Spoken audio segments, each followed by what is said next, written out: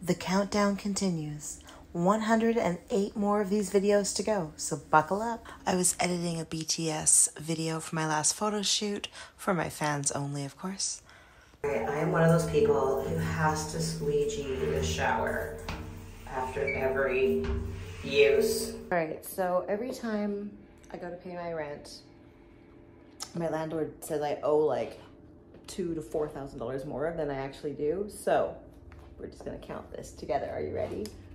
1, 2, 80, 90, 19. $1,900. Now when I put this in an envelope and put it in the office, they're gonna message me and be like, oh, but you owe like $4,000. No, I don't. And I have the paperwork to prove it. No name brand rice cakes are $5.50. I just can't. They used to be $1. Guys, roses are on special now that Mother's Day is over. Is it just me, or have the price of everything just skyrocketed? Like the prices were already creeping up, but I feel like in the last 10 days, they just shot to the moon. Because, holy shit, I just spent $75 at the grocery store. And I shopped like a poor college student. Like, okay, first of all, the cheapest water available, of course, because we don't drink tap water in LA. Vegan meatballs. These I love, and I didn't eat them, but they were on sale. I got some cookies. Once again, these ones were on sale. Cinnamon toffee cookies. I don't know if these are any good, but these were half the price of the cookies I wanted to get. So instead of getting the cookies I wanted, I got cookies I didn't want. I still paid $5 for a latte because I'm bougie. I got 2 of these because they were on sale, 2 for $2. 500 and 600 milligrams of sodium. I always try to keep the sodium out of my diet, but we are failing with this. But I love pasta, so moving right along with cheap pasta. Japanese style Ichiban, $1.29 each. Also, like, they weren't carrying this in the grocery store, and I could not find these anywhere. Couldn't find them at Target, couldn't find them at Ralph's, couldn't find them at Pavilion, couldn't find it anywhere. And I would have my friends from Canada ship me these. Whew. These are a guilty pleasure. This is what I would have when I came home from school. My brother and I would split a bowl of Sapporo Ichibana, and I love this. And only in the original flavor. I don't want any other flavor, just this one. This is my nostalgic, like, happy food. So you can't blame me for that. Whole grains, healthy multigrain Oreo wheat bread. I couldn't remember what this is. This was Oreo wheat organic. This is what I wanted. That's close enough. This was at the till. Somebody had left it last time I was shopping, and I just bought it because I thought it was sitting there looking lonely and it didn't belong there. And I was like, I can make a sandwich. I have been so into those fried egg sandwiches lately that I just bought another loaf of bread. Okay. Vanilla caramel fudge Ben & Jerry's. Because it's the closest to the caramel core flavor, and the caramel core flavor is what I wanted, but they didn't have it. And that was a splurge. Original style, no name brand maple syrup, because it was the cheapest one there. I think it was $2.99 for this. Listen, I'm from Canada. Like, we take our maple syrup so seriously. That's an insult, but I'm broke, so. Real mayonnaise. I hate the squeezy bottle mayonnaise. I just think it's a waste of product. I'd rather scoop it out of a jar, but it was astronomically cheaper than the other ones. Now, I like vegan mayonnaise, I do, but it's $9 and that was $4. I want to be vegan, but I also want to pay my bills.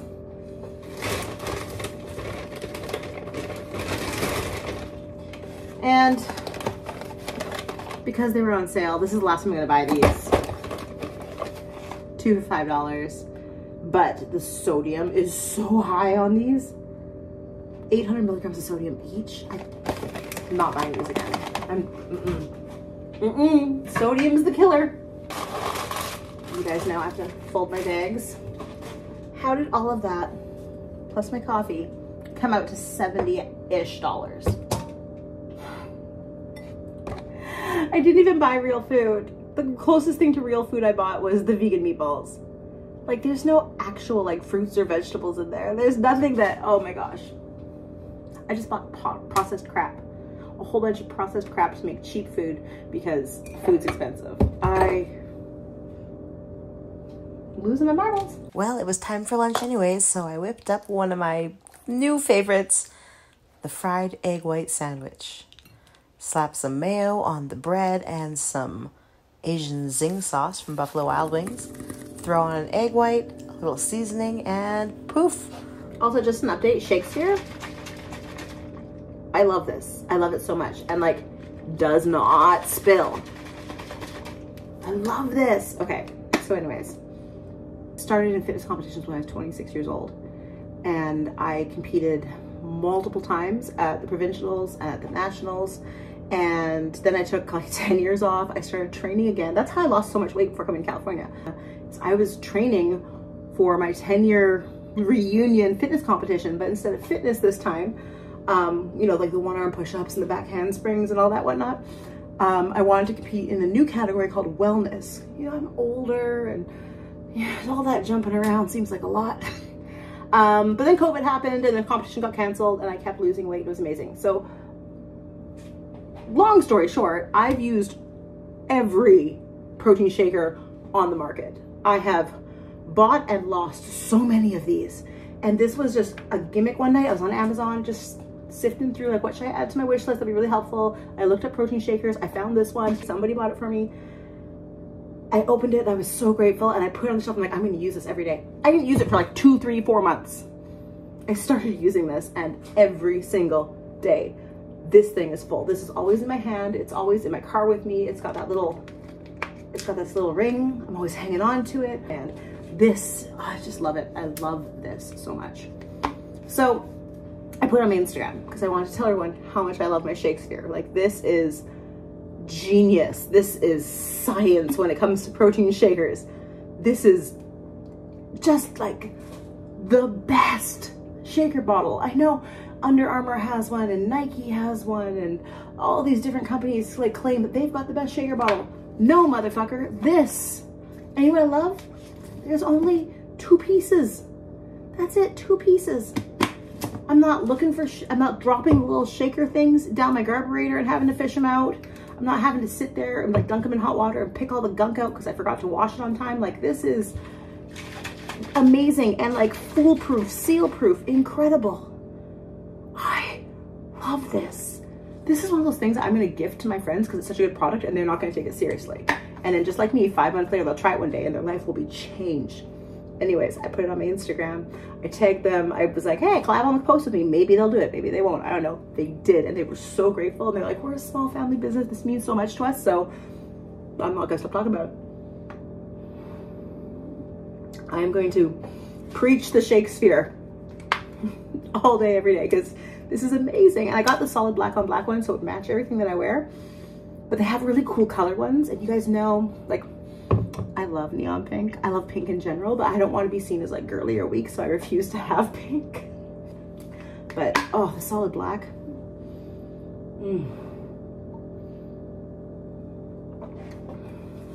I'm just hyped about this company.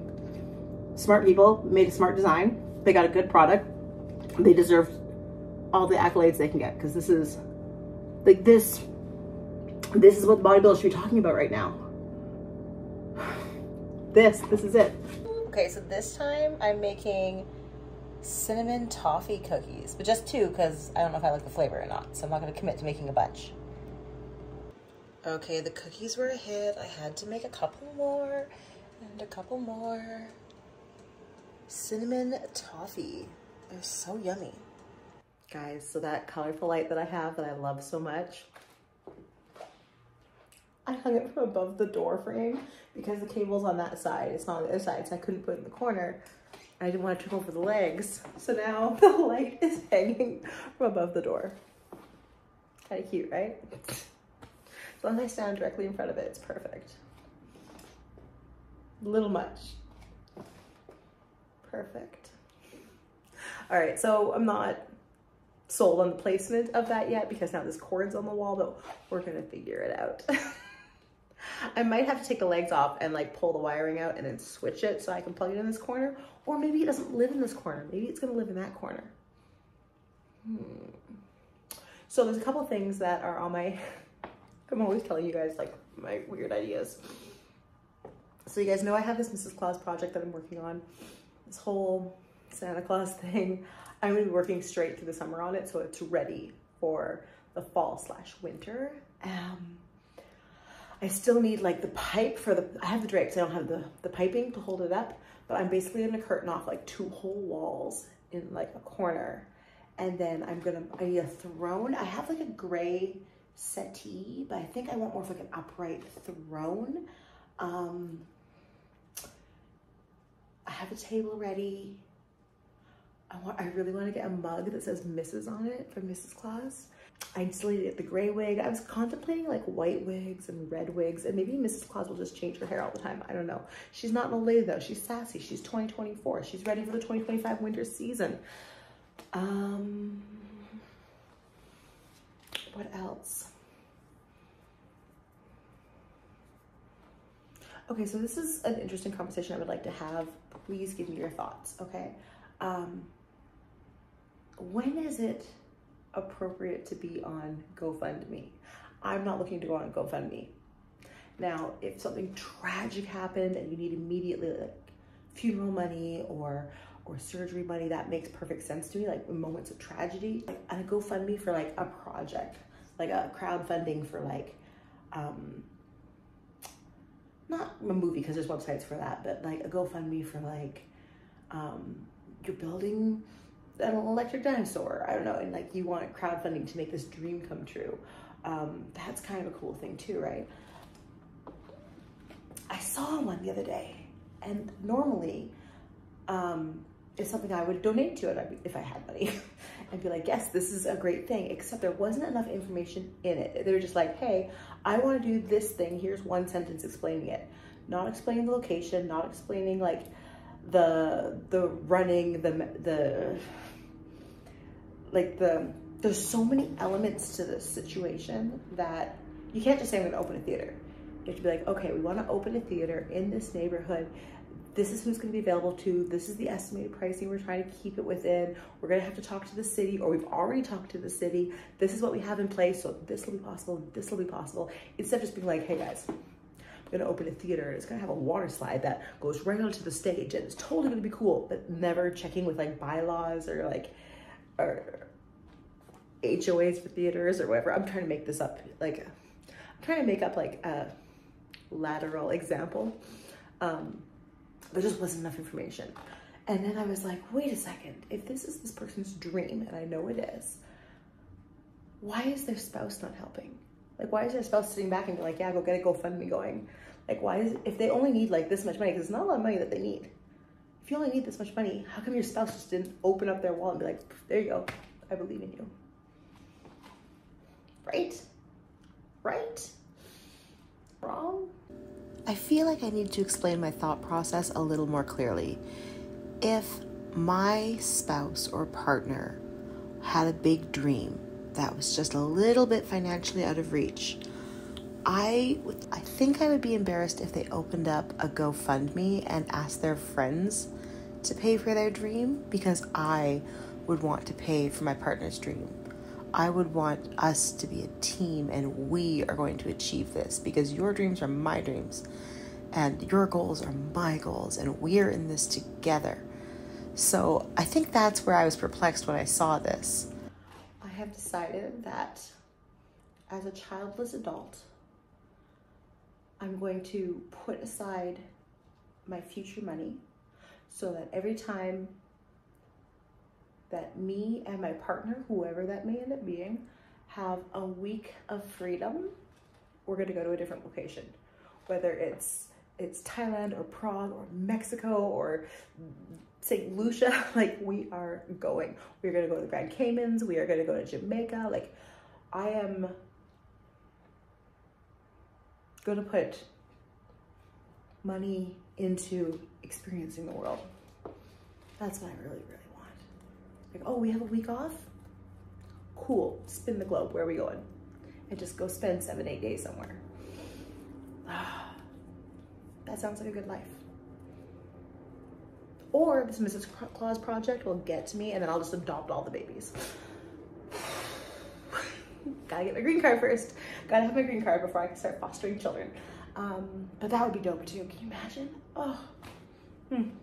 Okay, keep your fingers crossed for this whole green card thing, okay? Like, just say your prayers, cross your fingers, make a wish on a wishbone. You see a shooting star, just blow a birthday candle.